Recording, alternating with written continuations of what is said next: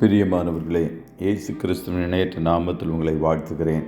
இந்த மன்னாற்றுடைய இந்த டெய்லி பாட்காஸ்டை கேட்கிற உங்கள் ஒவ்வொருவரையும் கர்த்தர் ஆசீர்வதிப்பாராக. 2 கொரிந்தியர் 4வது அதிகாரம் 18வது வசனம் இப்படியாய் கூறுகிறது: ஏனெனில் காணப்படுகிறவைகள் அநித்தியமானவைகள், காணப்படாதவைகளோ நித்தியமானவைகள் என்பதாக. அநித்தியமானதும் நித்தியமானதும், டெம்பரல் அண்ட் எட்டர்னல் என்ற தலைப்பின் கீழ் இன்றைய மன்னாவை தியானிக்கப் போகிறோம். நாம் தெரிந்து கொள்ளும்படிக்கு நமக்கு முன்பாக 2 காரியங்கள் காணப்படுகிறது.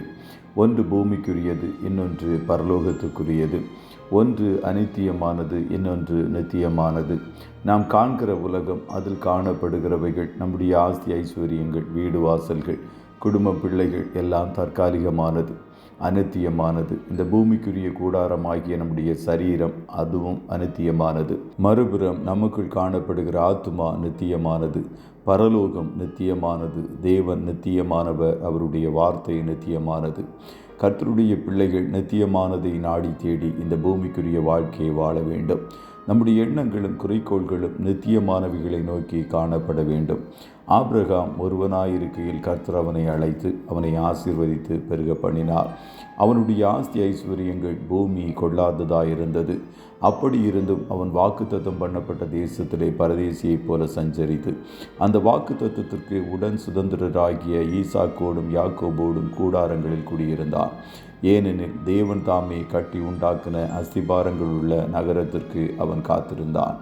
ஆபிரகாம் இந்த பூமிக்குரிய காரியங்கள் எல்லாம் நிலையற்றது என்பதை உணர்ந்து அஸ்திபாரங்கள் உள்ள நித்தியமான புதிய எருசலேமுக்கு காத்திருந்தான் என்று வேதம் கூறுகிறது. மோசே தான் பெரியவனான போது பார்வோனுடைய குமாரத்தியின் மகன் எண்ணப்படுவதை வெறுத்து அநித்தியமான பாவ சந்தோஷங்களை அனுபவிப்பதை பார்க்கலும் தேவனுடைய ஜனங்களோட துன்பத்தை அனுபவிப்பதையே தெரிந்து கொண்டு இனி வரும் பலன் மேல் நோக்கமாயிருந்து எகிப்தில் உள்ள பொக்கிஷங்களிலும் கிறிஸ்துவ நிமித்தம் வரும் நிந்தையை அதிக பாக்கியம் என்று எண்ணினான். மோசே பார்வோனுடைய குமாரத்தியின் மகன் என்பதையும் எகிப்தின் பாவ சந்தோஷத்தையும் அநித்தியமானது என்பதை அறிந்து இனி வருகிற பலன்கள் தான் நித்தியமானது என்பதை உணர்ந்து எகிப்தை விட்டு சந்தோஷத்தோடு புறப்பட்டு போனான். அதுபோல நாமும் இந்த பூமிக்குரிய ஆசீர்வாதங்களும் இன்பங்களும் நிரந்தரமற்றவை என்ற உணர்வோடு அனுதினமும் வாழ வேண்டும் என்று கர்த்தர் விரும்புகிறார்.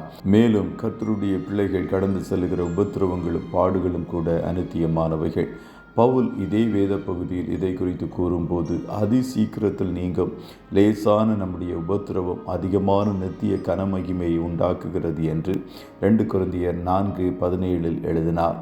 ஆகையால் இக்காலத்து பாடுகள் இனி வருகிற மகிமைக்கு ஒப்பானதல்ல. உங்கள் பாடுகளும் உபத்திரவங்களும் முட்களைப் போல உங்களை வேதனைப்படுத்தினாலும் அவைகள் தற்காலிகமானவைகள், அதி சீக்கிரத்தில் நீங்கிவிடும் என்ற விசுவாசத்தோடு காணப்படுங்கள். அனுதினமும் கர்த்தருடைய கிருபையை சார்ந்து நித்தியத்திற்குரியவைகளை வாஞ்சித்து ஜீவியுங்கள். கர்த்தர் உங்கள் ஒவ்வொருவரையும் ஆசீர்வதிப்பாராக. ஜெபம் செய்வோமா? நல்ல தகப்பனை, உம்மை நன்றியோடு துதிக்கிறோம். இந்த மன்னாற்றுடைய இந்த டெய்லி பாட்காஸ்டை கேட்கிற முடிய பிள்ளைகள் ஒவ்வொருவரையும் கர்த்தர் ஆசீர்வதிப்பீராக.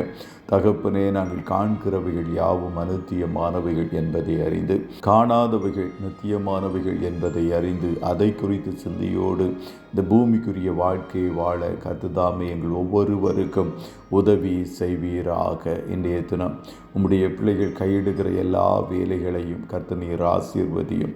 காரிய சித்தியை நீர் உண்டு பண்ணுவீராக.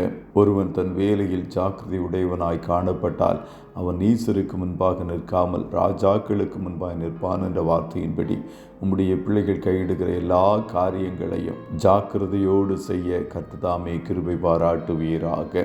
போக்கிலும் வரத்திலும் உடனிரும் ஆட்டுக்குட்டியானவருடைய இரத்தத்தை ஒவ்வொருவர் மேலும் தெளிக்கிறேன். இயேசுவின் நாமத்தில் ஜெபிக்கிறோம் நல்ல பிதாவே. ஆமென்.